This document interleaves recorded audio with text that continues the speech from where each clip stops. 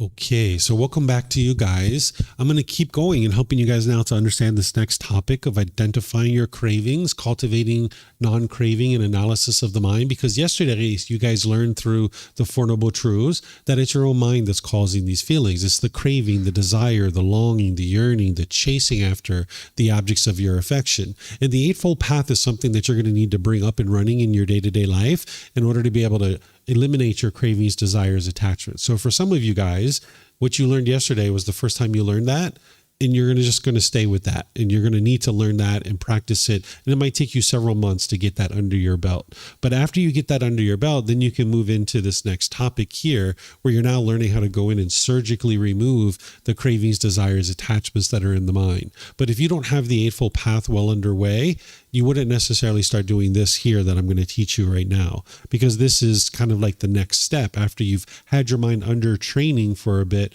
with the Eightfold Path, you would now like to start doing the things that I'm going to teach you here. Okay.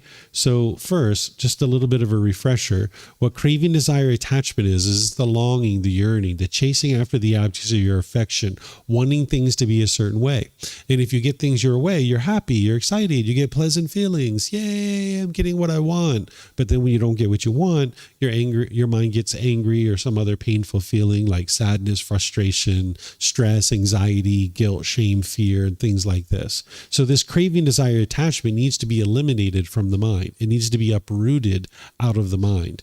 So you're going to need to be able to eliminate these out of the mind. So the number one goal on the path to enlightenment in terms of eliminating discontentedness is to eliminate cravings, desires, attachments. Of course, you need the wisdom of how to do that, but the number one goal is to eliminate all those cravings, desires, attachments. But how could you eliminate them if you didn't know how to identify them? If you weren't able to actually identify what they were? So in addition to meditation, being able to identify your cravings, desires, attachments is the second best thing you could do and learn on the path to enlightenment, because your meditation is going to be there to help you train the qualities of your mind, but then you need to actually go in and be able to identify what is my craving in this situation. So you're going to need this, what I'm sharing with you eventually, to be able to identify the cravings, desires, attachments. The breathing mindfulness meditation and generosity is training your mind to let go. So that's why you need that well underway, so that by the time you do the things that I'm going to teach you here, your mind's able to let go. Because your breathing mindfulness meditation is helping you to develop awareness of mind, so you can be aware when the mind's pulling, and it's training your mind to let go. And then when you have your mindfulness in your day-to-day life to see your mind longing, yearning, you then apply right effort to cut it off and let it go, restraining the mind. So you're going to need that to be well underway from the mental discipline section of the Eightfold Path. But then once you've got that well underway, you can start using your discontentedness as like a red light on the dashboard of your car. It's alerting you that, hey, you've got a craving, desire, attachment here. That's what your anger and your sadness and frustration and all those other discontent feelings are there for. It's alerting you, hey, you've got a craving, desire, attachment here. It's like the red light on the dashboard of a car flashing and alerting you that you've got a craving. Now, if you were driving a car and the red light came on and said service engine soon, what would you do? You'd probably pull over. And if you have some skills, you'd probably pop the hood and you start looking under the hood and trying to figure out what is going on with this car.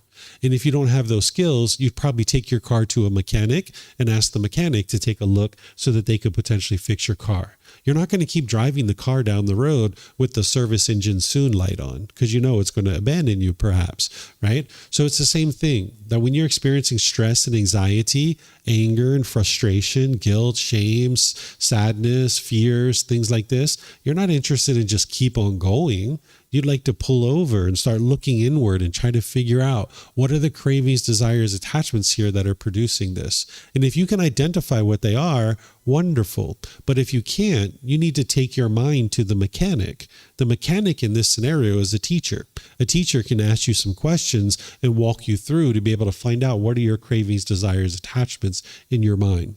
So I'm going to teach you this process that you can employ in order to be able to eliminate your discontent feelings by identifying your cravings and analyzing the mind. So I'm going to teach this to you, but it's all based on understanding that discontentedness is like the red light on the dashboard of your car, alerting you that you're mind has craving, desire, attachment. So here's the process.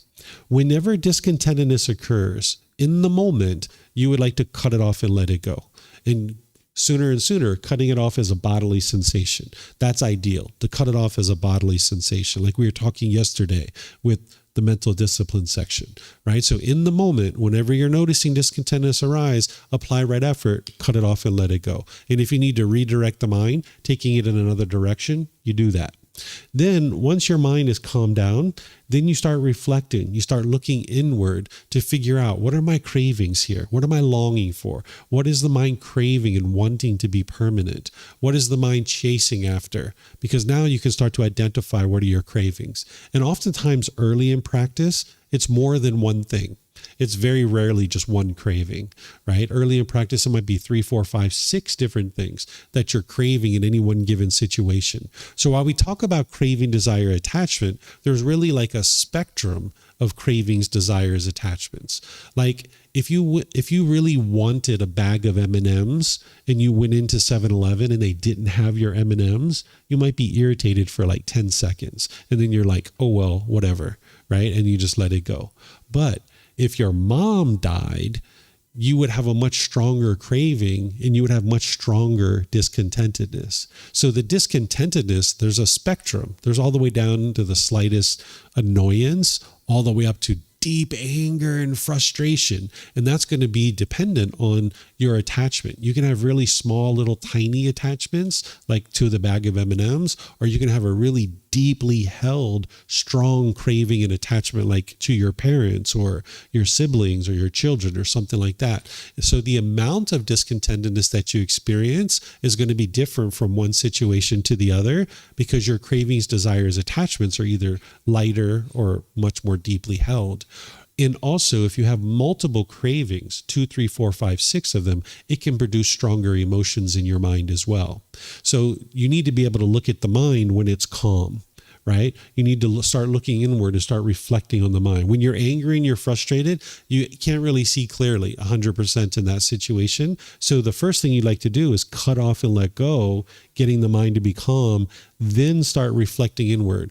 What are my cravings here? What am I longing, yearning for? Then once you find that out and you figure that out, then you put together a plan. You develop a specific plan to be able to expose the mind to this situation in order to be able to train your mind to let it go. If you have something that you're getting pleasant feelings from, remember conditioned pleasant feelings, you're going to need to distance yourself from that object for an extended period of time to be able to train your mind to let it go. If there's something you're getting painful feelings from, you're going to need to include that thing in your life in order to expose your mind to it and train your mind to let it go. So I'm going to give you some examples with this, okay? But you're going to need to develop this plan. I'm going to show you what that is. Then you're going to need to repeat this process over and over and over and over and over again, okay? So let me walk you through a couple scenarios. Let's just say you go into a restaurant and you order a big piece of chocolate cake at the restaurant. And this big, beautiful piece of chocolate cake comes and you take a bite out of the chocolate cake. And right away you're like, oh my gosh, this is the best chocolate cake I've ever had, right? This is the conditioned pleasant feeling. Based on the condition of having that flavor on your tongue, your mind's now getting these pleasant feelings, right? And you see your mind is so excited and so happy with this, right? And now you enjoy that chocolate cake. You're so happy. You're so excited, right? And now you come back the next week to that same restaurant and you come back to that same restaurant and you're like, oh, I can't wait to get that chocolate cake. Oh, this is going to be good. You can't wait to get it. And then you go into the restaurant and you say, excuse me, can I have a piece of chocolate cake? And they say, oh, we're all out. We don't have any. And now you're angry and frustrated, right? So you can see your mind is attached to this chocolate cake because you got really excited when they have it, and then you get angry and frustrated when they don't have it, right? Because the cake's impermanent, right? It's not going to be there permanently. So you know that you're getting conditioned pleasant feelings from this cake.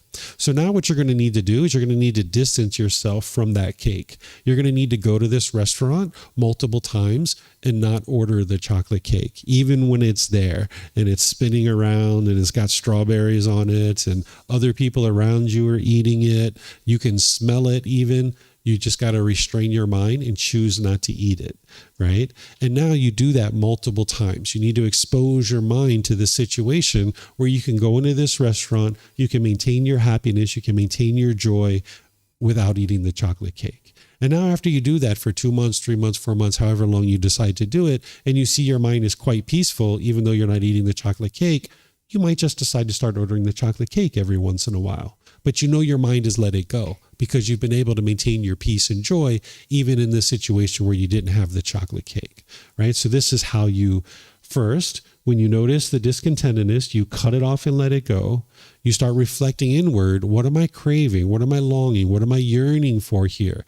Oh, the chocolate cake. I'm craving that to be permanent because when I went there and I had it, I was happy. And when they didn't have it, I was angry or frustrated. So it's the chocolate cake that my mind's longing, yearning for. So now I'm going to put together a plan to now get rid of this. I'm going to go to this restaurant multiple times and I'm not going to order this chocolate cake. I'm going to train my mind to be able to be peaceful and content and joyful without this chocolate cake. And then you repeat that multiple times. Okay. Well, now let's just say another situation. This is actually a real one from my life. So one time I was driving down the road and I went to reach for my mobile phone and it wasn't there. Right. And then there was this anger, or I'm sorry, there was this fear that came up in the mind because I didn't have my mobile phone with me. Right. And I actually happened to be sitting at a traffic light when this happened. And as soon as the fear came up, I cut that off and let it go. I cut that off and let it go and cut that off and let it go. What the mind wanted to do is it wanted to turn around and go get the phone. It wanted to make a U-turn because I was only like 5 minutes from my house, but I knew that wasn't going to solve the problem. Because what was happening here when I was reflecting inward is the mind was craving permanence. It was craving for this phone to be permanent, when in reality, it's not permanent. You're not going to have your phone with you permanently. But that's what the mind wanted. So I knew turning around to go home wasn't going to eliminate my fear, right? Because the mind was just trying to hold on to this phone permanently. So instead, as my mind was now calm and I started reflecting inward, realizing that the mind was craving permanence, I went to this third step. This third step was, I was sitting at the traffic light, and rather than go back and get the phone, I was only supposed to be outside that day for about an hour and a half. I decided to extend the amount of time that I was outside. I stayed out for like 5 or 6 hours. I went to the movies. I got some popcorn. I went to have dinner. I ate some dinner. I stayed outside. And then when I came home, I didn't just run to the phone to see who messaged me or what was going on the phone. I just left it where it was at. I spent time with my son for 30 minutes, an hour, 2 hours, and then eventually I went and looked at the phone, right? Then, because I know that this isn't going to eliminate the craving, I waited about 2 or 3 days, and now I intentionally left the phone at home. This was part of the plan. I intentionally left the phone at home. And when I went outside, I felt uncomfortable. I didn't have the fear that I had the first day, but I felt uncomfortable because the craving had diminished to a certain degree. So I felt uncomfortable. And now I went outside, stayed out 5, 6, 8 hours, what have you. And then I came home and I didn't run to the phone. I just left it where it was at, did my stuff. And then at some point, 30 minutes, an hour later, I went and looked at the phone. Then I waited another 2, 3, 4, 5 days and I left it at home. Right. And then I went outside without it. And this time when I went out, I didn't even have the uncomfortableness. I didn't have the fear. I didn't have the uncomfortableness or the awkwardness. I just was completely fine going outside without the phone. So I did this the third time. I went outside without the phone. And now I felt completely comfortable. And I was pretty convinced that the attachment, the craving had been eliminated, but you never know for 100% sure. So you'd like to stay diligent and watch over the mind. But nonetheless, I went outside, came home that third time, didn't go look at the phone right away. And now I was pretty convinced that the craving had been eliminated, but I wasn't sure. About 2 months later, I was once again driving down the road and I reached for the phone and I realized I left it at home on accident. And I was like, oh, well, and I just kept on driving. Right? No big deal. Where before I noticed the fear and I noticed the awkwardness, this time 2 months later when I accidentally did it, there was no fear. There was no uncomfortableness. So I knew that the attachment had been eliminated to this phone. Then about a year after that, I dropped the phone on the floor and the screen shattered. And I looked at it and I started laughing. And I was like, of course the phone just broke because it's impermanent. Unfortunately, my wife had another phone that I could use, so no big deal. I didn't have to pay for a phone. But if I still had an attachment to the phone and I was craving for it to be permanent, when it broke, I would have been upset. I would have been frustrated, right? So you're going to need to do this with something that you have painful feelings from. So when I noticed that I didn't have my phone, right, that I had this fear, that then I needed to put the mind in that situation. I needed to go outside without the phone. And that is the plan that I developed. And that allowed me to train my mind to let go. So if there's something that you're getting pleasant feelings from, you're going to need to distance yourself from it for a period of time until your mind lets it go. And with certain things, like, for example, a piece of chocolate cake, you're going to ultimately be able to bring that thing back into your life. But there's other things that you wouldn't necessarily do that with. And then the things that you're having painful feelings from, you're going to need to bring that thing into your life. So let me give you some more examples of this. Let's see. So at one point, I used to drink a lot of coffee, right? I really liked coffee, the flavor of coffee. In fact, moving to Thailand, that was one of the things I was like, wow, there's coffee everywhere. This is going to be so easy to get iced coffee. So I used to drink 3 to even 5 cups of it, like really big ones, like about this tall, every single day, right? I just really liked iced coffee. Well, I used to get all these pleasant feelings from it, of course, right? So I knew that, okay, I'm going to need to distance myself from this. So I went about 1 week without drinking a coffee. But then, of course, there's craving there. So I gave in and I drank a cup of coffee, right? Well, then I was like, all right, no harm, no foul. Let me try to go longer. So then I went 2 weeks without a coffee and then ended up drinking one. And I was like, all right, no big deal. And then I went 3 weeks without drinking a coffee, right? And then slowly but surely I extended it. And sometimes my goal might have been 2 weeks, but I fell short. It was only maybe 10 days. So then I would just start the clock over, right? I was just trying to get to 2 weeks, right? So eventually I got to 8 weeks, no coffee, right? And I started getting conceited. I was like, wow, look at me. I'm getting rid of all my attachments. This is so great. I remember walking down the street. Had my chest out. I was like, I'm getting rid of all my attachments. I'm going to get to enlightenment. Yeah, look at me. I'm so great. And then I turned the corner and I got a little whiff of coffee. And then boom, I was in the coffee shop, right? After 8 weeks of being without coffee. And I was standing in line and there was people in front of me and I'm sitting there like, why am I getting this coffee? It's been 8 weeks. This is so stupid of me. I shouldn't be doing this. I know I'm going to have headaches. I know I'm not going to, this isn't going to go well. Why am I doing this? But then as soon as it was my turn, I was like, iced coffee, please. Right. I ordered my coffee. Right. And I got my coffee and I sat down and I drank about a third of it. And I was like, I'm not doing this anymore. And I threw away the coffee and I've never had a coffee since. Right. And that was something that I needed to completely get rid of because the caffeine is going to take your mind to a heightened state. Caffeine is not helpful. It's not conducive to your mindfulness and your awareness of mind. Right now, if you're using caffeine, that's where you're at. But if you choose to gradually get away from your caffeine, you're going to notice that it produces more mindfulness, more awareness of your mind, and you'll be more effective at training your mind to get to enlightenment. So that was something that I was getting pleasant feelings from that I needed to distance myself from. And then ultimately I didn't bring it back into my life because it wasn't something that I was interested in keeping around. But chocolate cake, if you distance yourself from that for a period of time, for a few months, and your mind's not attached to it, you can ultimately bring that back because there's no harm in the chocolate cake, right? So let me give you another example on the painful side. So at one time, I don't know if you guys have ever had durian. Do you know this fruit? Durian fruit. It's here in Asia, right? Some hotels, they ban it. You can't bring the fruit into their hotel. I think it smells like poop. I don't know about you, but I think it smells like poop. And I've never had poop in my mouth before, but when I put it in my mouth the first time, it was just like the consistency of what I think poop would be like if you had it in your mouth. So it smells like poop, the consistency of poop. And the first time I had it, I was like, ugh. I was repulsed by it, right? There was this aversion where I was trying to push it away. Some people absolutely adore durian fruit. They think it's the best fruit ever. But for me, I was pushing it away. That was because of my sensual desire. So knowing that my mind was doing this, I now needed to bring that thing into my life because something pleasant, you're going to need to distance yourself from it. Something that you're pushing away, you're going to need to bring it in.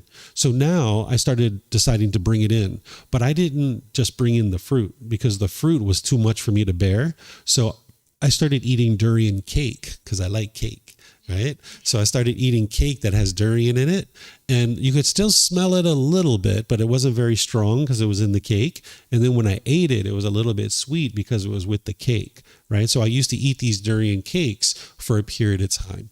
And then my mind got desensitized to the durian, and I started seeing it as something nice, right? And then eventually, after I did that for an extended period of time, then I tried the raw fruit again. And then now I can eat the durian fruit, no problem, right? It's no big deal. I don't think of it in the same way that I did before. So I had to train my mind by bringing that thing in and exposing my mind to it. Some people call this today in modern therapy, they call it exposure therapy. You might have heard this if you study psychology or mental health practitioners like therapists. They will suggest these same kind of things. So you're exposing the mind to the thing that it doesn't want, right? Or it doesn't want to be involved with. So for example, say that you had a fear of spiders, and you notice this fear is coming up in your mind whenever you're around spiders, right? Well, you would like to expose your mind to this, right? Because your mind's trying to push away. It's craving this permanence. I never want to see a spider ever. That's the craving that the mind has for permanence. And now your mind's trying to push away spiders. But then when you see a spider, oh my gosh, a spider, I'm afraid, right? That's the discontentedness based on your craving. So the way to overcome this is start to look at some pictures of spiders in magazines or on the internet.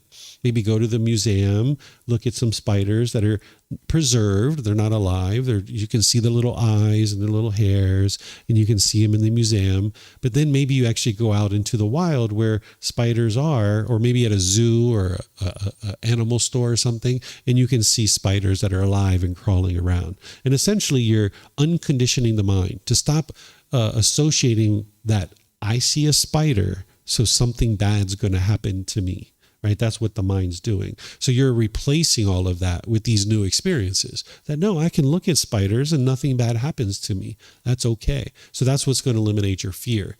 But what the unenlightened mind thinks with its lack of wisdom is, I'm just going to push this away. I'm going to push this away. I'm going to push this away. I'm never going to see a spider ever again. I'm just going to keep pushing it away. But that doesn't actually solve the problem. You would actually like to expose the mind to those spiders, train it that, hey, I can be content when I don't see spiders. I can be content and joyful there, but I can also be content and joyful when I see spiders too, right? That doesn't cause the mind to be discontent in any way. So this is how you would like to do it. Whenever there's discontentedness coming up, cut it off and let it go. Cut it off and let it go. Cut it off and let it go. Then when your mind is calm, could be a couple of minutes, could be a couple of hours, might even be a couple of days. You start looking inward, trying to figure out, what are the cravings? What is the longing? What is the yearning that the mind has? That's the second step. Then when you figure out what your attachments are, what your cravings are, now you move to the third one. Put together a plan. Is this something you're getting pleasant feelings from? You're going to need to distance yourself from it. Is this something you're getting painful feelings from? You're going to need to include it into your life and expose your mind to that. And then you do that plan. You see your mind's eliminated the discontentedness, and now you just repeat this for every situation, right?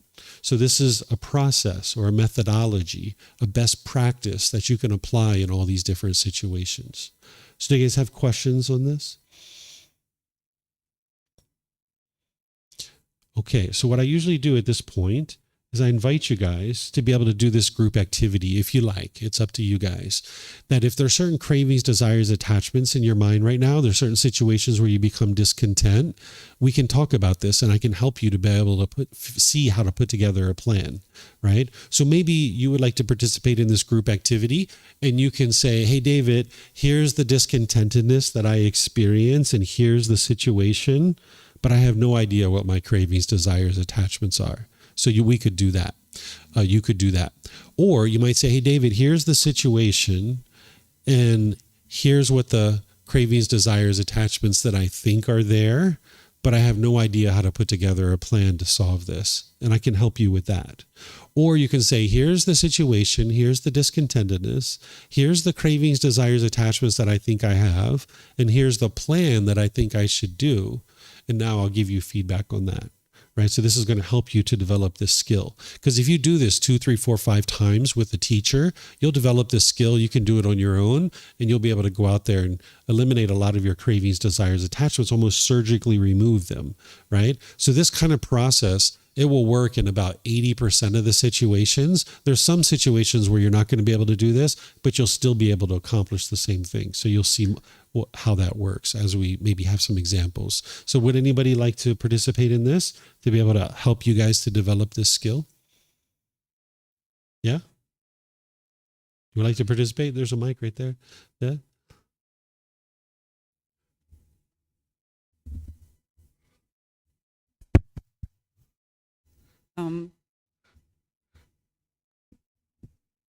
So just explain the feelings, the situation. Yeah, okay, about feelings, about pleasure and desire. Like I'm addicted from coffee, like to without coffee, like I can work, like I remember like I got like a panic attack and doctors tell me like, the doctor recommended me like cancel coffee. And when you're under panic attack, you will cancel everything, even caffeine. And I didn't drink coffee like 1 month. And after how I becoming better, I was curious about, like maybe I can drink coffee now.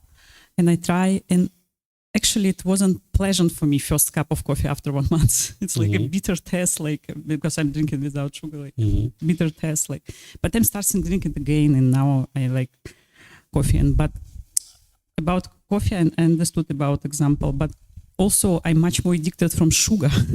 I know that without sugar life will be much more better. But sometimes I cancel sugar about 10 days, 14 days, but something happened in my life when I'm sad, like, because like, and I'm sad and I can control myself. I will eat sugar for sure. Like about caffeine, I know, like, I have idea how I can cancel it, but about sugar, I have no idea. Okay. Totally addicted. It's the same process for any kind of foods that your mind's getting pleasant feelings from. Is the same thing I talked about with the coffee, is gradually distancing yourself from it. And you're going to need to do it in little stages like this. So it probably took me, 6 months to get away from coffee, right? It took me about 6 months to get away from it because I was doing 1 week and then I would go back to it, and I would go 2 weeks, go back to it. Then I would have a 3 or 4 weeks and I would go back to it. And sometimes I didn't get to my goal, right? And then ultimately I got to that 8 weeks, right? And then I ended up having a coffee. So you're going to need to do the same thing, distance yourself from this. One of the things that can help you that I used with coffee along the way is your mind works through a praise and reward system that there were things that I would set up as like a reward, that if you got 2 weeks of no coffee, then you get to go buy this chocolate bar and you can eat this chocolate bar, where I could have bought the chocolate bar at any time during the 2 weeks, but I wouldn't allow myself to buy that chocolate bar until I got to the 2 weeks. So if I ended up at 10 days, I didn't get the chocolate bar. I had to start over and get to the 14 days before I could get that chocolate bar. Or maybe there's like some movie that you would like to watch and that you don't allow yourself to go see this movie until you get to your goal. This can be extra motivation for you because you could easily go see the movie on your own. But if you stay disciplined, you can set it up like this, where you have like a structure that you have some reward at the end of this. And this will help you and motivate you to be able to get to your ultimate goal. But it can oftentimes take you, 6 months like this to eliminate something like a coffee. So whether it's coffee or sugar, any of these other kinds of things, it's all the same process of slowly distancing yourself, maybe setting up a reward for yourself, and then ultimately getting to the point where it's been an extended period of time where you aren't indulging in that particular desire. And one of the things that I had to do in that situation with the coffee is I had to start looking ahead where I was walking, because I realized it was the odor, the smell of coffee that drew me in to the coffee shop. So what I started doing is I started looking really far ahead of me when I was walking. And whenever I would see a coffee shop, I would switch to the other side of the street. And I did this for several months, and it worked. It helped me because my mind was really sensitive during that time where I had the craving, where now I can go sit in a coffee shop. I can smell coffee. I can just, no problem. I have no interest in drinking a cup of coffee at all. But during that period of time, I had to be really vigilant, and I had to really watch over the mind, and I had to look to see if there was any coffee shops so I wouldn't get the odor in the nose. So you're going to need to do these kinds of things. And it's the same for all these things that touch the tongue. Just distance yourself slowly, because your mind craves permanence. And if you do it in these little incremental steps, your mind almost doesn't even notice it, right? Because it doesn't like change. So if you try to go cold turkey off of these things, it usually doesn't like that. The mind will usually revolt on you. So if you do little small incremental steps, it's usually more comfortable for your mind. Because when you have something that you're getting pleasant feelings from and you choose to move away from it, it's going to be painful. It's going to hurt.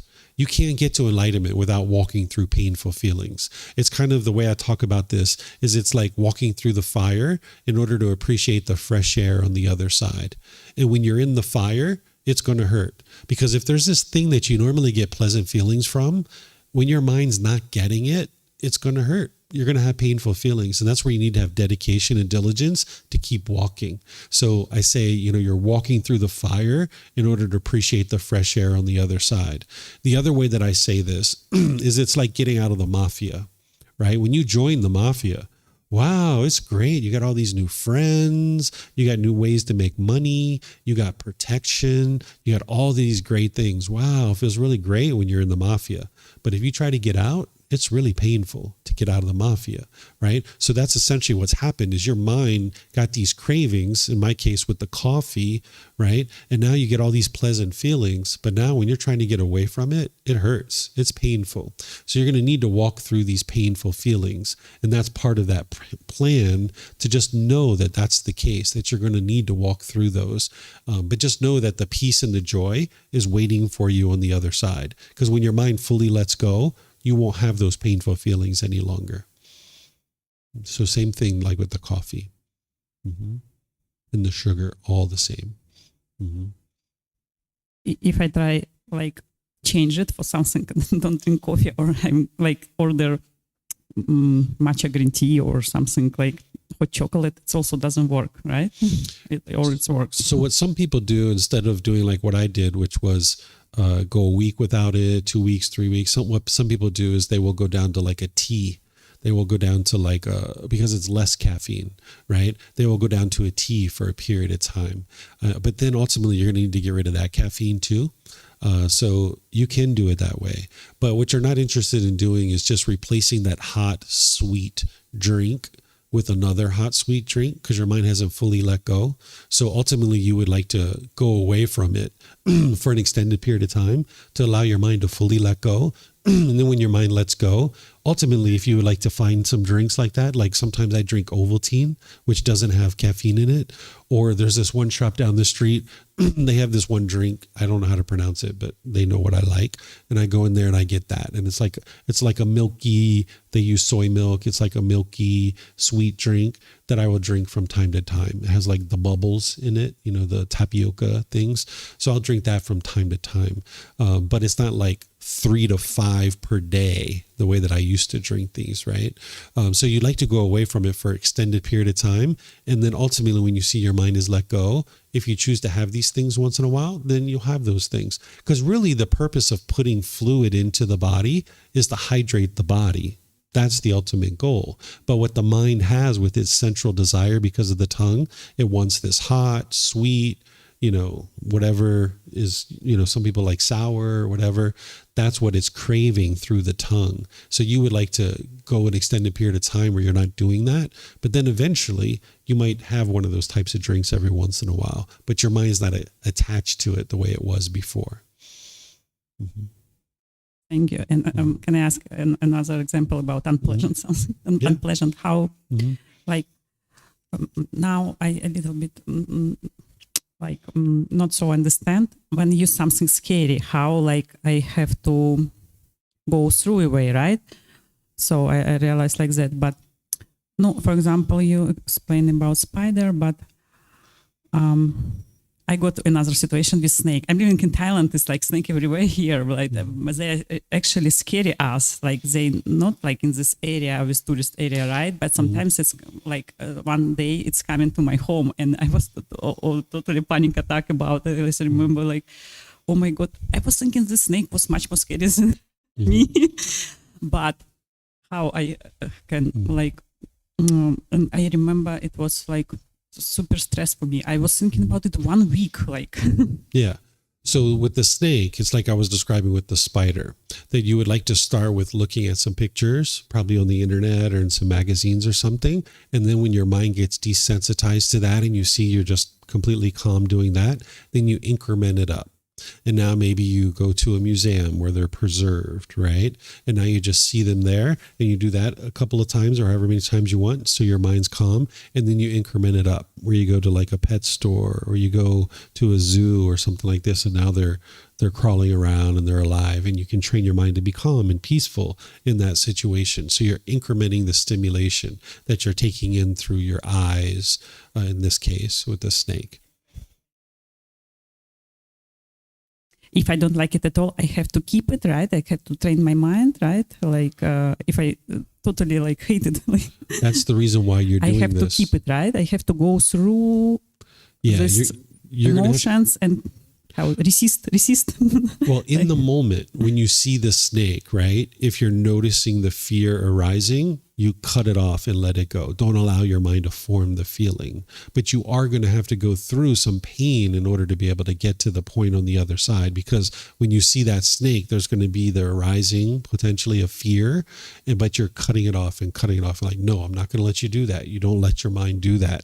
But if it does become a feeling, okay, no harm, no foul. The next time you do it, it's going to be less and less and less and less, just like what I was explaining with the phone, that it became less and less and less and less. Eventually, it wasn't there at all. If I want to challenging, if I want to practice now, I have to stay away from pleasant feelings, right? And practice myself with something what I don't like, like that. In which situation? It's about situation. If I wanna practice my mind now, I have to like take away situation which I like and go through unpleasant situation like that, or if how it's practice in real life, like, or it depends from situation. When situation go in, I will practice. Yeah, so you're always practicing the Eightfold Path, right? You would always like to be practicing each one of those 8 factors and tweaking that to bring it into your life more and more. But then in situations where you're noticing your mind's discontent, whether it's conditioned pleasant feelings or painful feelings, that's what I'm describing to you here. That now when you see the pleasant feelings, you can distance yourself from that and now train your mind to let it go. But when you have the painful feelings, you would like to include that thing in your life, like the durian fruit. You would like to include that thing in your life to now desensitize the mind to it so it no longer gets those painful feelings. Okay, thank you so much. You're welcome. Anyone else?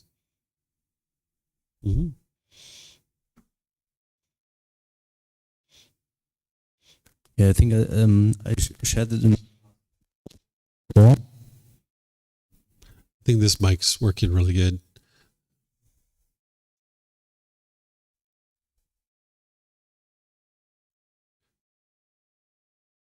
You just press the gray button and hold it. There you go. It's on now.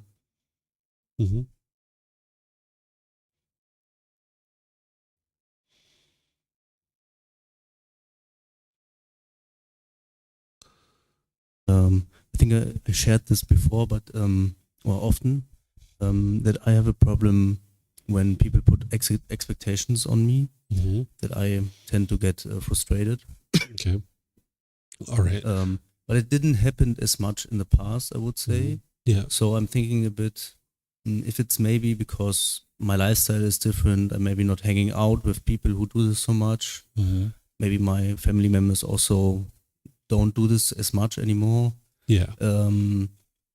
I think this is one of the 20% you're talking about, that it's that I cannot really put the mind in the situation. Right. Or is there a possibility, like maybe I visualize this in my mind, Yeah, this is part of the 20%. So the 80% is ones that you can do, right? Like you can choose to distance yourself from coffee and sugar. You can choose to look at the snakes. You can choose to do these things. But when it involves other people doing things, you can't really create that because it's a choice of other people to do those things. But the thing is that because it is from other people, it will happen. It's going to happen. So you'll be able to get exposure to it in those situations. So when people choose to put expectations on you and you're noticing the frustration arising, you need to cut it off and cut it off and cut it off. So it will happen, but you're just not going to be able to induce it. What we're talking about here is inducing it. What do you think about like this vision this? Is that a possibility to do it? Or? I wouldn't suggest that. I would just wait for people because they're going to do it. It's going to happen. People are going to put expectations on you or attempt to. And then your mind can just know not to allow your mind to adopt those expectations. Mm-hmm.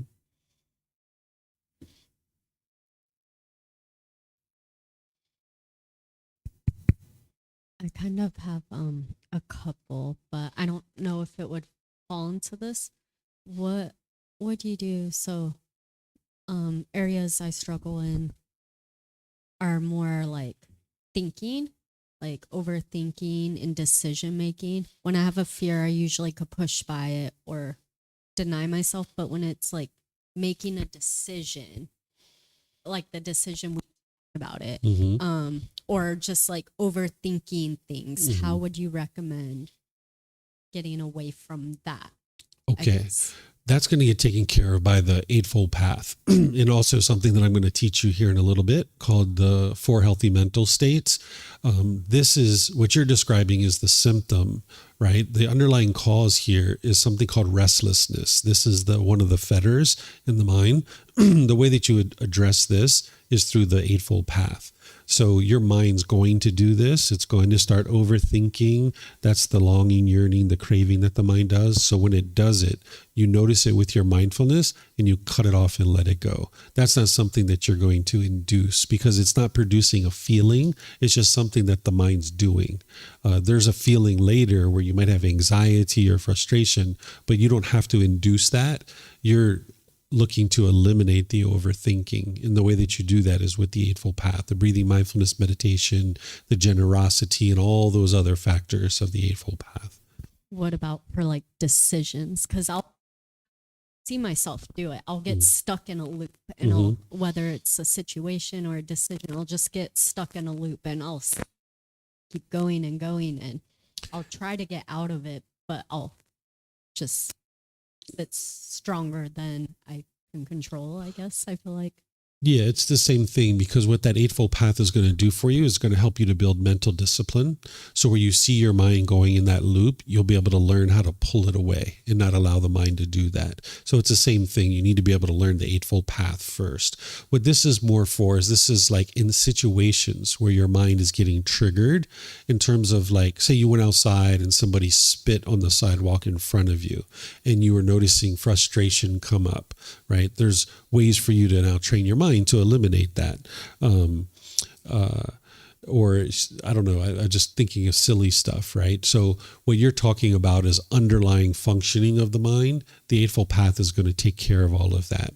But what we're talking about here is like situational things where your mind's experiencing contact through the eyes, ears, nose, the tongue, the body, or the mind itself, that you can put your mind in these situations to be able to train your mind to let go of the underlying craving that's producing it. So in this situation where you're just thinking about a decision over and over and over again, this is just the mind having craving, desire, attachment of just thinking about the same thing over and over and over again and being indecisive and not really sure what would be wise. That's going to get taken care of by practicing the Eightfold Path. So there's nothing you need to do to induce that because it's actually just going to happen. And now you're going to train your mind to not do that. Okay. And then my other one is, I guess, I think it's control. Like you said with your wife putting the cups, I'm very meticulous. I'm very organized, and I, don't really like loud people. Like I get very embarrassed. I know it all stems from control. Mm-hmm. How do I Okay. let go of that? What that's all coming from is not control. It's the mind's craving, right? You're craving, you're longing, yearning, you're wanting the outside world to be a certain way. You're craving that permanence. That's what it is. So let's use the one where you don't like being around people who are loud. Okay, let's use that one because that'll fit in here, help you to be able to see this, right? So in this situation, your mind is craving for people to be quiet or speak a moderate volume, right? And when you get that, you're happy, right? You feel great. But then when someone has an elevated volume, now your mind is frustrated or angry or some other discontent feeling. So what you're going to need to do is, because you're getting painful feelings here when someone is loud, you're going to need to expose your mind to that. You're going to need to bring that in. So you're going to need to go into environments where people are loud, right? And I don't suggest you go into bars and things like this because that's unwise to go into those kinds of places. But if there's other kind of places that you can go into, and it's going to be hard to find that here in Thailand because people are pretty quiet when they're walking around because they understand these teachings. But when you get back home, you'll probably easily be able to find those kinds of places where you can expose your mind to these kinds of situations, like maybe a mall or a sports game or something where people are really loud and cheering. You're going to need to expose your mind to that multiple times, and then eventually you'll be able to let that go. How do I know if it's like, because when you're a sports arena, obviously it's kind of more acceptable to be loud, but say you're just hanging out with friends and they're just really loud and you could see everybody around you, like you could, I don't know, sense what the other person's thinking, like, and it's more of a quiet area. Just if like somebody was loud on the street right now, what, I just put myself more in situations like that. Yes. Yeah, you're going to need to expose your mind to it. So I'll give you another example so you can see this a bit more clearly. Let's just say somebody was afraid of large crowds and they don't like to be around large crowds. When they're just with one or two people, they're really happy. But when they're around a large crowd, they're trying to push this away. I'm never going to go around a large crowd ever, right? I don't ever want to be around a large crowd. But that doesn't solve the problem because you're walking down the street in a certain city, maybe like New York City, and you turn the corner and then boom, you're in the middle of a protest or some large festival or something like that. You never know when you're going to be a part of a large crowd. So rather than trying to push this away because the mind's getting painful feelings when it's around a large crowd, you're going to need to go around a large crowd in this example, right? So you're going to need to expose the mind to this multiple times where it can be completely peaceful and joyful amongst this large crowd, right? So it's the same thing with something like this. When you have someone who's speaking loudly or at a higher volume, you're going to need to expose your mind to that in multiple situations. So say you're walking down the street and you notice the people behind you are talking particularly loud, right? And you notice the frustration coming up in your mind. You'd like to cut it off and let it go and cut it off and let it go, but then kind of slow down and let them get closer and closer to you so that then it becomes louder and louder and louder. And then now they walk in front of you and now you walk behind them, just maybe 10 feet behind them where you can hear them talking loud. And now you're exposing the mind to that, having to sit there and cut that off and cut that off and cut that off and training the mind to let go of that attachment. Yep.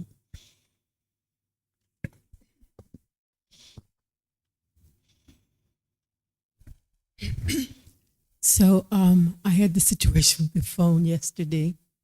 When I was here, I thought I had brought it with me and I hadn't, but the difference was I didn't know where it was.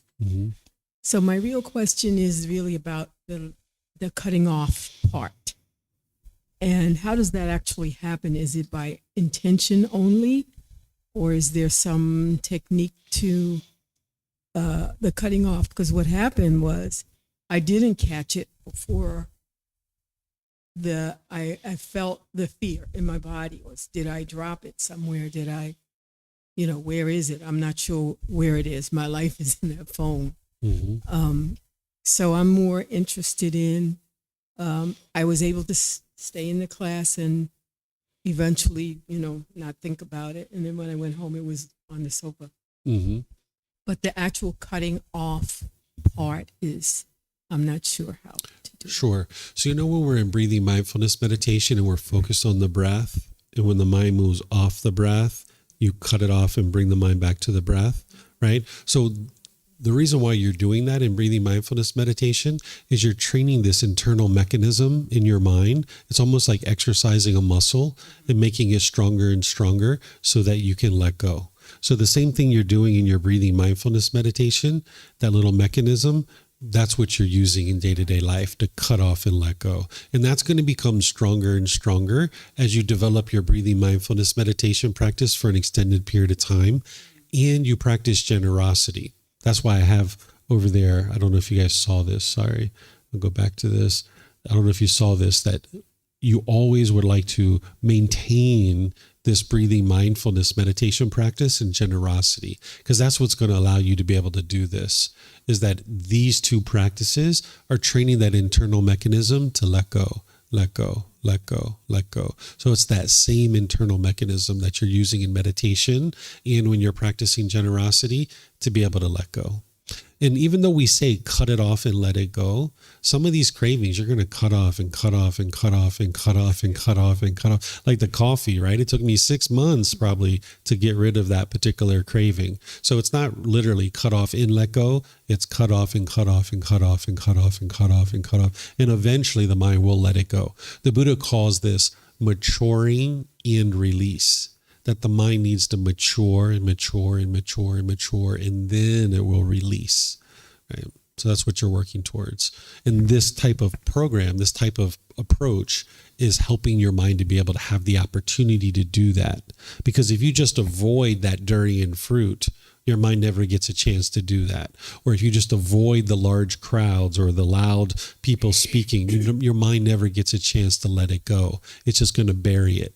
So when we talk about like the focus and the concentration and the clarity that the mind gets with the enlightened mental state, it actually comes from your mind eliminating these cravings. You'll be able to see that when your mind does mature, and it actually releases, in some cases you can actually feel the attachment release from the mind. And right away, as soon as the attachment releases, you're going to notice this joy spring up in the mind, and you're going to notice the concentration and the focus, that the mind becomes more concentrated and focused. Because essentially what the mind's doing with its craving, desire, attachments is it's carrying around this burden. You're carrying around this heavy burden of all these cravings. Because now you're walking down the street, and you're like, oh my goodness, he is so handsome. Did you see his muscles? Oh, she is so beautiful. Oh my gosh. Was that a coffee shop? Oh, that smells so good. Oh, there's a chocolate. There's some chocolate over there. Oh, wow. Look at those flowers. They smell so good, right? The mind's just pulling in all these different directions. So your mind is like full of all this trash, right? All this garbage, right? And what you're doing is you're emptying that out, and you're emptying that out, and you're emptying that out. And that's why when your mind matures and it releases these attachments, that's where the focus and the concentration and the clarity and the deep memory comes in. And that's also where the peace and the joy is coming in as well. So the meditation itself isn't actually training your mind to get to enlightenment in terms of like the concentration and the focus. The meditations are exercising the muscle, making it stronger, essentially the mind, so that now in your day-to-day life, you can actually do the work to get to enlightenment in your day-to-day life. Okay, so the large crowds one is a real one for me, and it comes from a lot of the unrest and violence that takes place in the United States, a lot. And I haven't had any of those feelings here. At some point, I have to go back to the United States. And so that's going to be a big one. And I don't know how I could go into a large crowd and just cut that. So what you do, since you're feeling safe here, is you go around some large crowds here in order to train your mind. Because essentially what's happened is your mind's been conditioned. You've adopted the thinking that large crowds mean something bad is going to happen to me, right? This is what the mind's got in its mind. It's been conditioned this way. And what you're doing is you're unconditioning the mind. So since your mind is holding on to this, what you do is you have now enough experiences where that's not the case, that you're around a large crowd and nothing bad happens. You're around a large crowd, nothing bad happens. You're around a large crowd, nothing bad happens.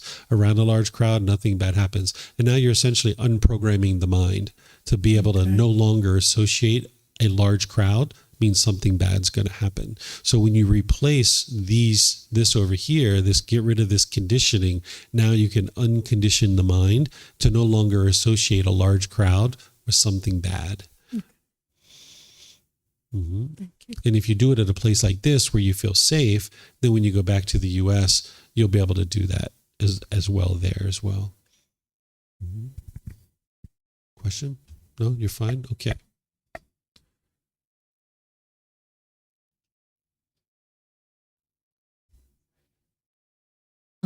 What about like, I don't know if it's a craving, maybe an attachment, when I can tell people are displeased with me or disapproving. Mm-hmm. It kind of like triggers me to become more codependent to get the approval. Mm-hmm. I'm even a little codependent on my dog. don't yes, I'm very like being here, even away from him this long, I start having nightmares, I get anxiety, like I had to put tags on him, like I know those are two different ones, but they kind of fall into like codependency area. And how would you break those? Like, okay. So you being away from your dog like this is what you would like to do, right? Because you get pleasant feelings when you're with your dog, right? So what you're doing there is you're distancing yourself from the object and training your mind to let it go. And now when you go back and you see your dog, you would be unwise to be like, my dog, because that's what your mind's going to want to do, right? As soon as you see your dog, yeah, I'm back. Oh, I love you so much. I missed you, right? That's what your mind's going to want to do. But that's taking it into that pleasant feeling, right? It's allowing your mind to experience that conditioned pleasant feeling. So then the next time when you're gone and you're away from him, you're going to feel miserable again, or her. I don't know if it's him or her, but him. So you'll experience the painful feelings again. So when you go back, it's not only good for your mind, it's actually good for the dog too, right?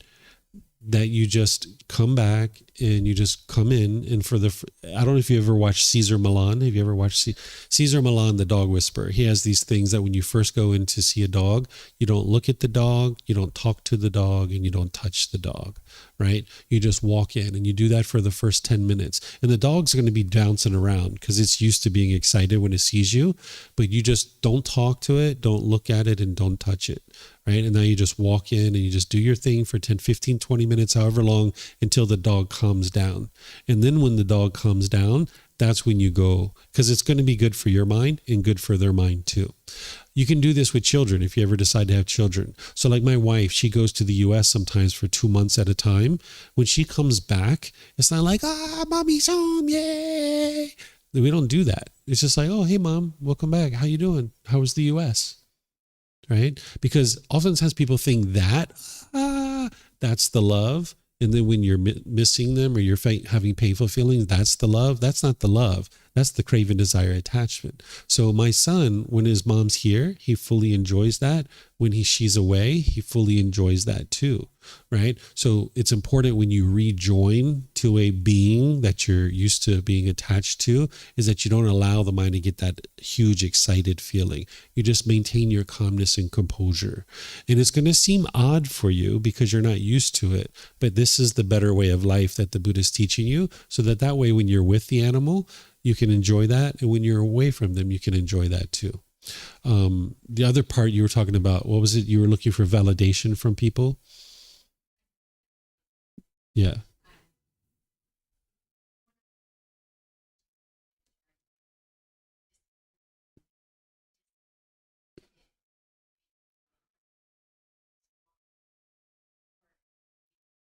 Yeah. Okay. So the first thing you need to be able to do is make sure that the idea of them being displeased with you is not your perception. Because what the mind will do is it'll oftentimes form a perception. You'll look at how their facial expressions look or how they're talking, and you just be like, oh, they don't like me. And this is really all in your own mind, that nothing's actually happened to say that. So you need to make sure that you look at that, because it could just be your own perception. It might not even be true reality. But then you need to get to the point where you don't crave for everybody to like you. That's what the mind usually has, is I want everybody to like me. Everybody needs to love me. Not everyone's going to love you. I can tell you that right now, right? No matter how great of a person you are, not everyone's going to love you. You know how I know that? Because of the universal truth of impermanence, right? It's not possible for everyone to love you. I mean, look at a person like the Buddha. Not everybody loves the Buddha. Some people hate him, right? So even if there's someone like a Buddha that not everyone loves the Buddha, surely you and me and everybody else, not everyone's going to love us, right? And that's just impermanence. But to see when someone has hatred in their mind towards you, that hatred's coming from their mind. It's not coming from you. So there's nothing you can do to change their hatred. See, what we think that the dislike in the hatred is coming from the other person. So like when you dislike someone, you think that the dislike is coming from the other person, when in reality it's coming from your own mind. So what the mind does is it thinks if someone else hates me, I'm just going to change the way that I do things in order to get that person to like me. But you need to be able to understand that their dislike and their anger, it's coming from their mind, and you can't change that. They have to choose to change that. They have certain cravings in their mind that they want you to be a certain way, and now they can only be happy if you're that way. Those aren't the kind of relationships you would be interested in being in anyway. Because if you have this friend that wants you to be that way, and you have this friend that wants you to be that way, and this friend wants you to be that way, and this friend wants you to be this way, you're not just existing and being peaceful in the way that you would like to be. These people are all trying to control you to do things their way. And you're not going to be successful in these kinds of relationships. It's better to actually walk away from that, because if somebody's constantly putting their expectations on you of how they want you to be, you're never going to be peaceful in that situation. So if somebody hates you or somebody dislikes you, you need to be able to understand it's coming from their mind. It's not coming from you. And now there's nothing you can do in order to change that. They have to choose to let go of their expectations of wanting you to be a certain way. So this can help you first to have the wisdom to understand the hatred and anger is not coming from you. And the last thing you would be interested in doing is being one way with one person, another way with another person, another way with another person, another way with another person, because you're not going to be at ease that way.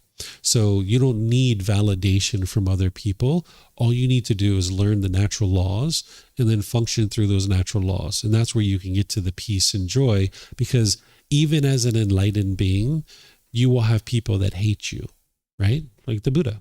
There's people that hate him, even as an enlightened being. But the difference is an enlightened being, they know that what they're doing is wise.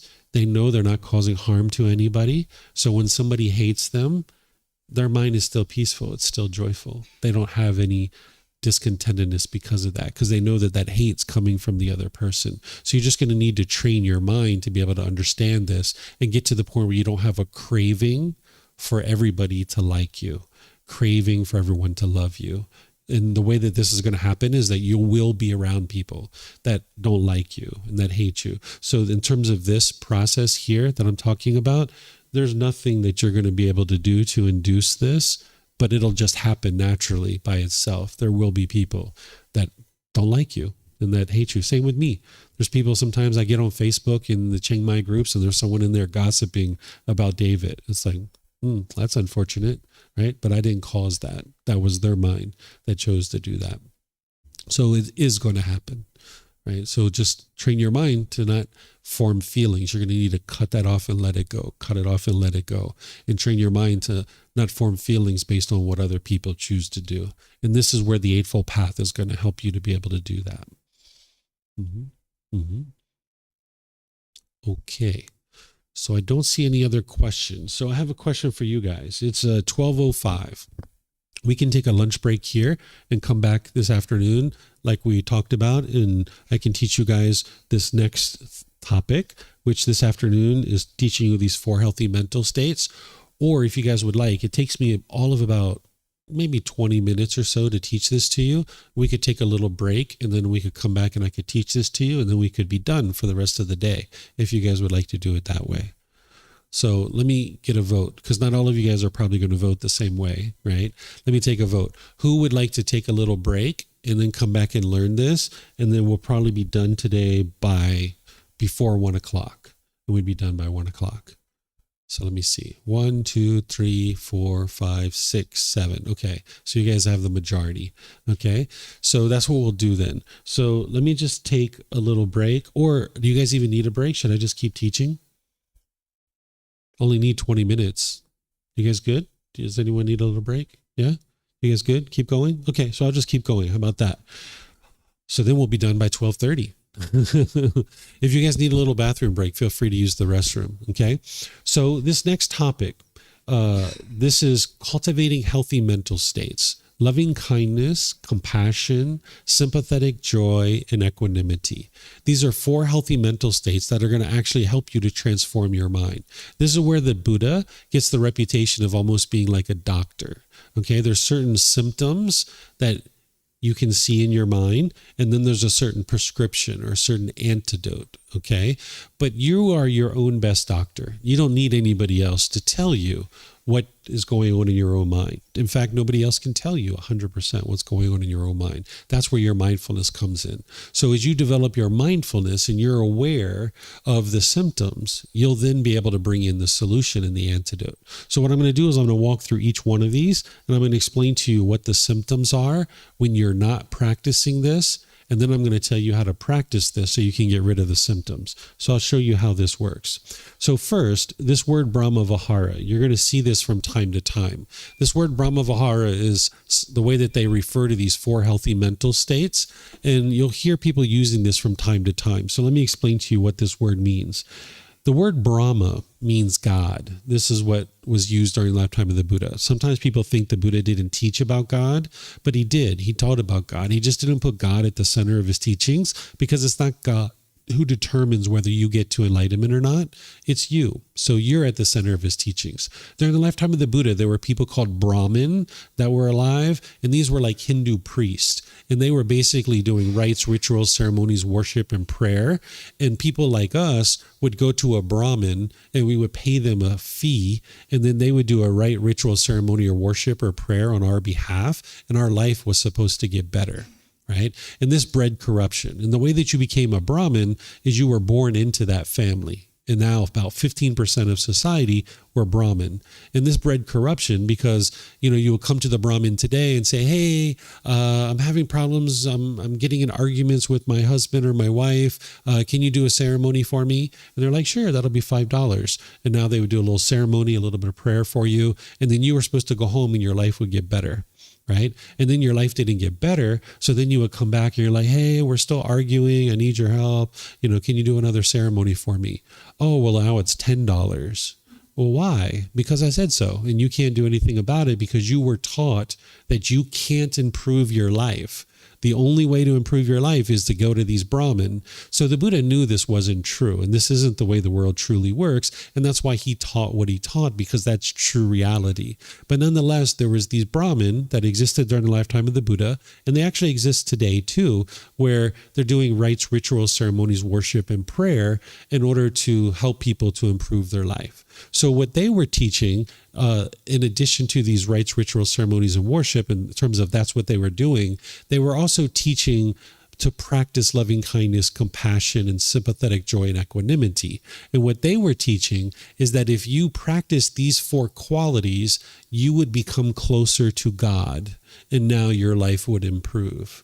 Right? So the Buddha never taught it that way. But that's why this word Brahmavihara is still around, because these Brahmin would use this term. Because the word Brahma means God, and the word Vihara means to dwell with or to reside with. Right? So Brahmaviharas means to reside with God. So even though you're going to see this term, and some people refer to them as the Brahma Viharas, just understand that that's not how the Buddha taught it.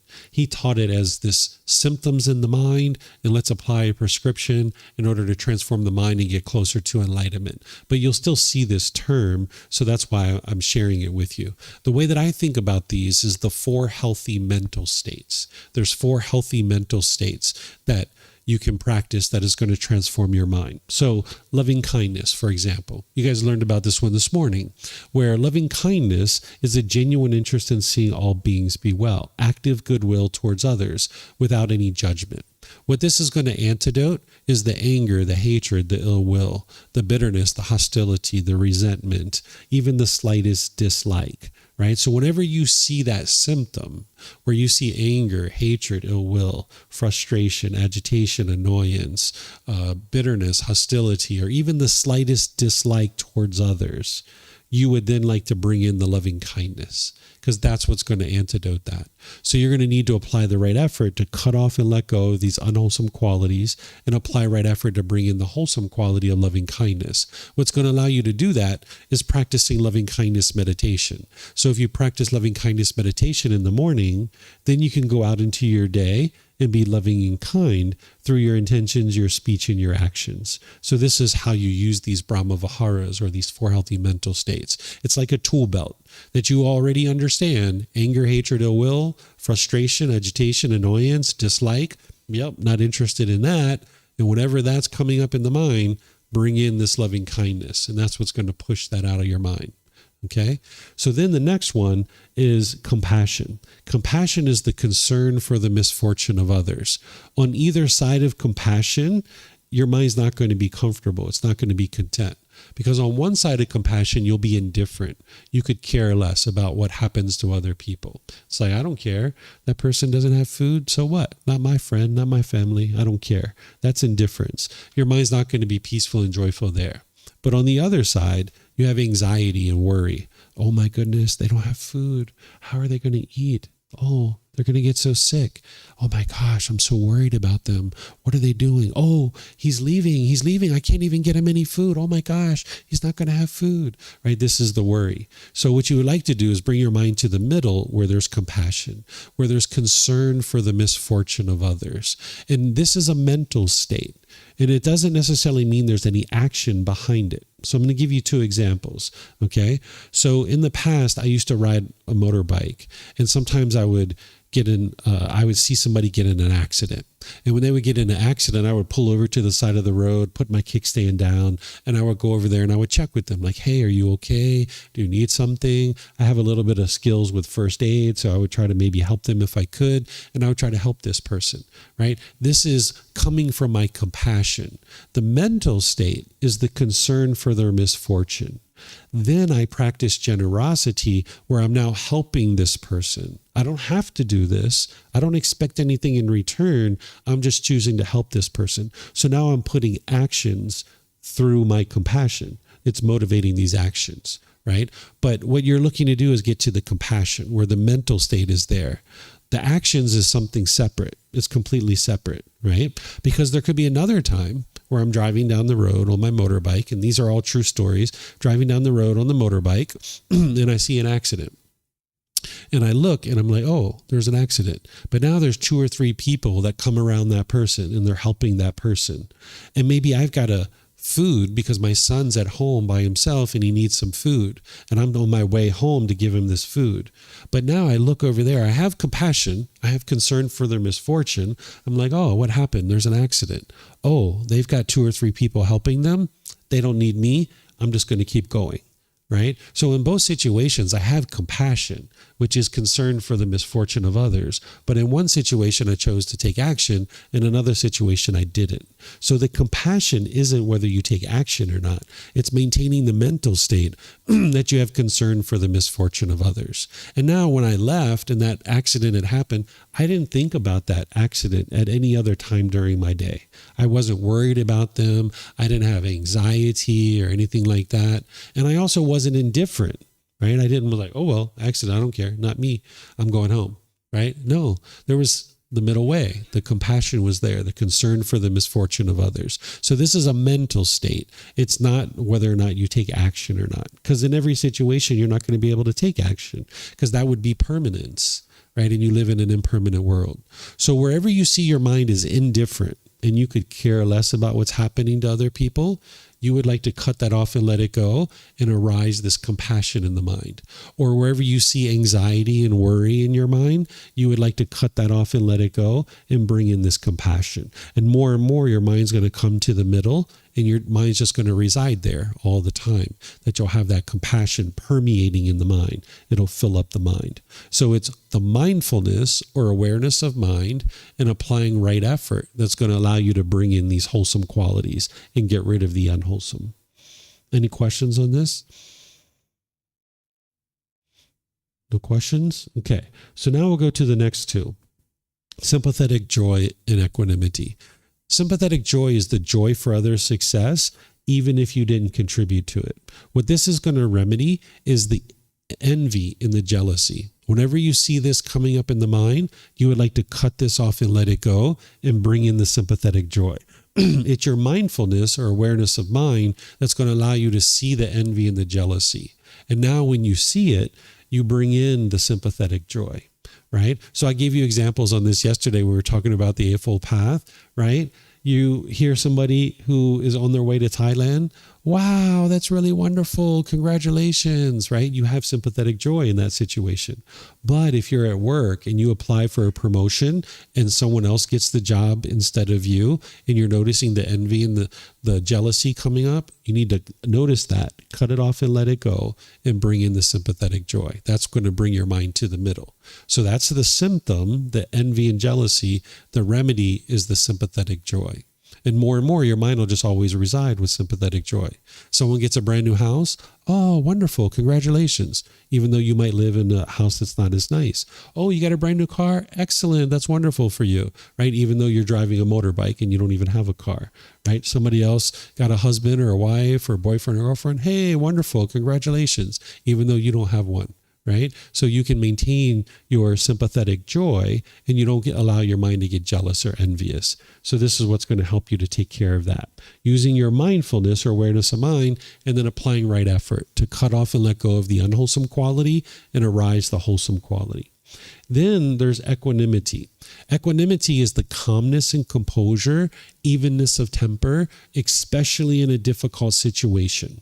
And then there's another side to it as well, which we'll talk about. But let's talk about the first part, the calmness and composure, the evenness of temper. The reason why this is so beneficial is because when your mind's all shaken up, you can't make wise decisions. In order to be able to get to enlightenment, you're going to need to be able to bring your practice up to the Eightfold Path and then maintain that for multiple years where you're making nothing but wise decisions. Because anytime you make an unwise decision, you're going to experience unwholesome results. By the time you get to enlightenment, you're no longer experiencing unwholesome karma. You've extinguished 100% of all your unwholesome karma. You're only experiencing wholesome karma. And the way that you do that is you bring your practice up to a point where you're then making wise decisions for multiple years at a time.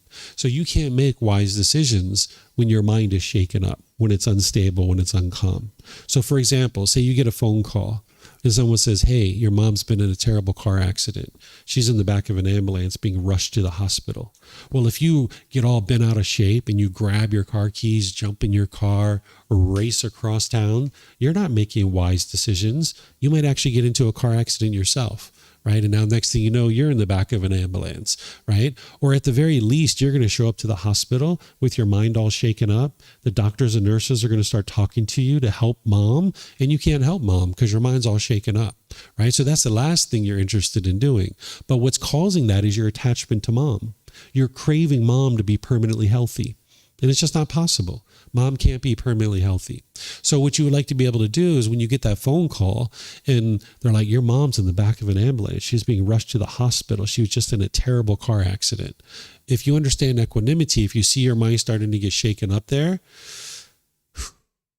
Equanimity, calmness. Just calm your mind down, right? If you get to the hospital in 30 minutes or you get there in 10 minutes, it's not going to change anything for mom, right? Because your mom's in the back of an ambulance. She's with emergency medical technicians and she's about to show up to a hospital with trained doctors and nurses. That's the best place for her. There's nothing about you racing across town that's going to change anything. Right? So you just maintain your calmness and composure and you gradually make your way to the hospital. This is going to produce wholesome results for you, wholesome karma. Because now when you show up and the doctors and nurses are talking to you, you can understand what they have to say.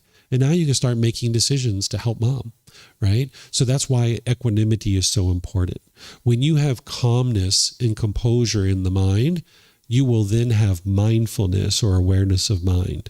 When you have awareness of mind, you will then have concentration. And when you have concentration, you'll be able to access your wisdom, make wise decisions, and experience wholesome results. But if you don't have that, if your mind is uncalm, you will lack mindfulness or awareness of mind. Now you will lack concentration, and you won't be able to access your wisdom. So this calmness and composure is important for you to be able to get to 100% wise decisions in all situations. So equanimity is calmness and composure, evenness of temper, especially in difficult situations. You would like to get to the point where your mind's just always calm and always composed. But remember, your cravings, desires, attachments are going to try to shake you up. Right? There was a time where my son was rollerblading, and I happened to be with two students and their daughter, and they were all rollerblading, and I was talking to one of the students, and my son took a spill on the rollerblades, and the mom came and told me. She said, "Hey, your son just took a really bad spill. He wasn't wearing a helmet, and he hasn't gotten up yet. He's still laying on the ground." And I said, "Okay, I'll come help him." And I just took another like 10 seconds to finish up the conversation. And then I went over there and I saw him laying on the ground and I was like, "Hey, what happened?"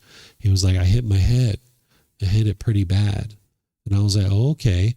Well, anything bleeding? Or are you hurting anywhere?" He's like, "No, I just need to sit here and kind of gather my thoughts." And I said, "Okay, take your time. No worries."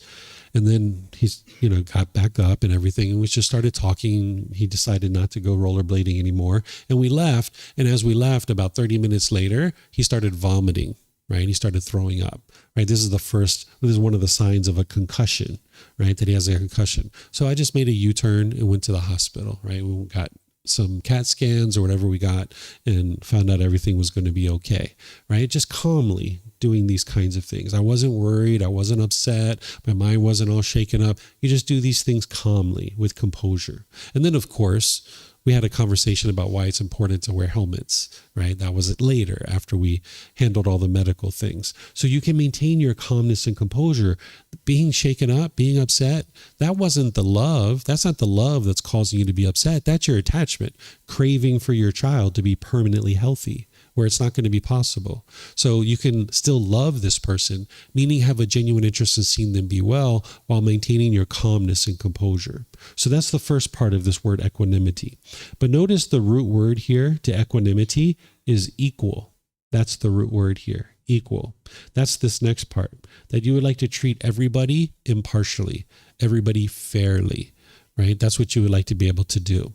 So when you're in an environment, if you're treating different people different ways, their cravings are going to arise. They're going to get jealous.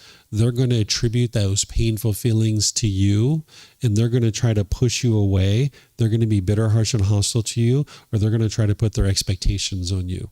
So one of the things the Buddha is teaching you, in addition to training your mind to be peaceful and joyful, is he's teaching you how to navigate the world with unenlightened beings. Because there's unenlightened beings out there that aren't even on the path to enlightenment, and they're not practicing something like sympathetic joy. So for example, if you are working in an office and you are maybe in a group of 8 people and you went to lunch and you bought some donuts for your 2 best friends at the office, the other 6 people who don't get a donut, they're going to get jealous. They're going to get envious. And when they experience those painful feelings, they're going to attribute it to you. And now they're going to push you away. They're going to be bitter, harsh, and hostile to you, or they're going to start putting their expectations on you and trying to control you to do things their way, right? And even though you know their mind's doing that, you're not really interested in seeing these kinds of things occur because it affects you in your day-to-day life in terms of your ability to be successful in that career, right? So knowing this, what the Buddha teaches you is to treat everybody fairly, treat everybody equally. So if you're going to do this, don't just bring back 2 donuts, bring back 8 donuts, right? And now you have one for everybody. But let's just say you work in a big office and there's like 300 people. You don't have enough donuts. You don't have enough money to buy 300 donuts, right? So what you do is you maybe buy 12 donuts or 20 donuts or whatever it is. You put them in the conference room and you send out an email and you say, hey, everybody, I brought back donuts from lunch. There's 20 donuts in the conference room. Feel free to help yourself. They're all there for you, right? So now if I'm the 21st person that shows up and there's no donuts there, well, it was my decision and I don't attribute that to you. The mind realized like, I should have came earlier, right? I delayed and of course I didn't get a donut because it was my choice not to come. So this is the way that you can practice treating people impartially. If you have kids, if you have multiple kids, you would like to treat them all fairly, all equally. If you treat one child one way and another child another way, it's not going to go well for you. Right? They're going to be resentful and hostile. So you like to treat everybody impartially and everybody equally. So wherever you see your mind isn't doing these things, when you see the mind has restlessness, worry, anxiety, that's what I was talking about. When you see your mind overthinking, that's because it doesn't have the equanimity. It doesn't have the calmness and composure. So you're going to need to, with your mindfulness, you see the mind's overthinking, right? And you see that it's being obsessive. Now you apply right effort to cut that off and bring in the equanimity. And if you need to close your eyes a bit and just focus on your breath, then do that, right? But eventually you won't need to do that because your mind will just always have equanimity. Okay, so this is sympathetic joy and equanimity. Any questions here? No questions? Okay. So I've just got one more thing. This isn't part of the Brahma Viharas. It's not part of these 4 healthy mental states, but it is something that the Buddha taught. And I included in this chapter because it's so important. You're going to need to practice generosity in order to be able to get to enlightenment. An enlightened being isn't selfish. When we're growing up as children, we're typically taught to share, like our toys, right? But we're not taught why. The reason why is because our mind holds on and it becomes quite selfish. You're going to need to learn how to give and share with the people around you. This is going to train your mind to let go. The mind doesn't want to do this because of its cravings, desires, attachments. It'll tend to hold on to things, especially things like food. If you think like a wild animal, they usually hoard their food. Typically all animals will hoard their food. They don't want to share, right? This is an animalistic instinct. And the unenlightened mind in a human being functions very much like an animal. We're not animals. We're human beings. We can evolve past our animal existences. But because all of us have been in the animal realm and we experience the conditioning of the mind from being as an animal, when we get into the human realm, our mind oftentimes functions very much like an animal. So what you're doing on this path to enlightenment is you're essentially becoming a better and better human being, getting farther and farther away from your animalistic instincts. So an animal, they don't want to share. They're not going to share, right? But for a human being, we can actually learn to share. And this is what you would like to be able to do. Be able to share your time, effort, energy, and resources without any expectation of anything in return. Your generosity is going to train your mind to let go. So you would like to generally be sharing with the people around you. If you come out of your house and you see the trash is all over your neighbor's front yard, pick it up. Right? If you have 5 minutes, go ahead, pick it up. Sometimes maybe you can, sometimes you can't, right? But if you can, pick it up. Maybe they're on vacation. They're not even around, right? You just put it over to the side. You don't need to even tell them that that's what you did, right? Because you're not even wanting a thank you from them. You're just practicing generosity. You're going through the door at a store. You can hold the door and let the person in behind you. But remember, you're not interested in having any expectation of anything in return. Because if you're standing there with an expectation that they will say thank you, when they walk through and they don't say thank you, you'll be upset. You'll be angry. You'll be frustrated. So you'd like to practice generosity as a continuous ongoing basis. The Buddha talked about doing this frequently. He talked about it daily, that daily you would be wise to be practicing generosity. So your generosity is going to train your mind to let go. So you could be generally practicing generosity in all parts of your life, but then you can also use generosity in specific situations. So let's just say you took your clothes out of the washing machine and you saw they were ripped and torn and you got frustrated and angry about that. You know that you're attached to your clothes. You're wanting them to be permanent. So now you can practice generosity and start giving away some of your clothes. Giving them away. That's going to train your mind to let go. Or say when your bank account balance is up here, you're really happy. And when it goes down here, you feel frustrated or sad. You know you're attached to your money. You're going to need to start sharing your money with the people around you. You see places like here in Thailand, they have donation boxes at a lot of the stores and restaurants and stuff. You could actually start making donations to these little places. What you're going to notice is frequency is more important than the amount. Okay. So if it was a matter of giving $500 once a year to a children's orphanage, or it was $1 a day, you're actually going to experience more benefit from the $1 a day because your mind's having to let go more frequently. So let's just say that you were interested in eliminating your attachment to your money. Rather than putting 100 baht in one donation box once a day, you would be better off to put 10 baht or 20 baht into 10 or 5 or 10 donation boxes throughout your day. That's going to train your mind to let it go more frequently, right? Or instead of giving 3 big bags of clothes to some thrift store once a year, you'd be better off giving out some clothes, throughout your year where you're training your mind to let go.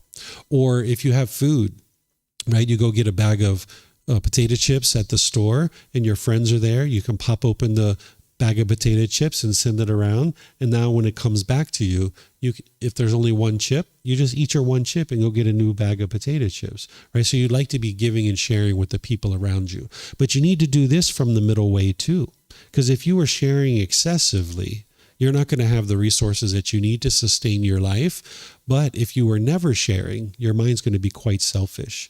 So you can practice generosity in general with the people around you. And this is going to help your mind tremendously. But then in very specific situations where you see you have attachment, you can practice generosity to let go. Right? So you're going to need to be attentive to your mind to be able to see that and then look for ways to practice generosity.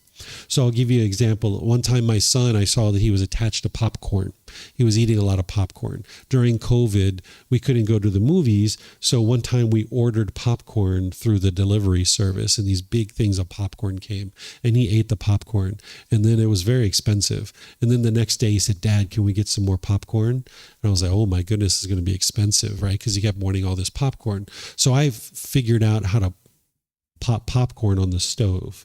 Right, I went to the store, got a kilo of popcorn and figured out how to pop this popcorn. And we were popping popcorn and he was having popcorn almost every day, right? He was popping this popcorn. So one of the things we did eventually is I said, "Hey, why don't you give some of this popcorn away to your friends?" He was like, "What do you mean?" I was like, "Why don't you bag it up and then go around the village and give it out to some of your friends?" He was like, "Oh, that's a great idea." So he bagged up like 5 or 6 or 8 different bags of popcorn and he went around the village and he gave it out to some of his friends. This is one of the ways that he was training his mind to get rid of his attachment to popcorn. So over about a 2 or 3 year period, now he's not attached to popcorn anymore. Now he can eat it some days and then he can go 3, 4, 5, 6, 10 weeks, 2 months even without popcorn, where originally it was like popcorn, popcorn, popcorn, popcorn, popcorn, popcorn. So one of the ways to extinguish a craving is to cut it off and let it go. Another way is to practice generosity, train your mind to let it go. Another way is to actually fulfill it, right? If you just eat a lot of popcorn, eventually you're going to be like, "Yeah, okay, been there, done that. I've had enough." But you're only going to do that with things that don't cause harm.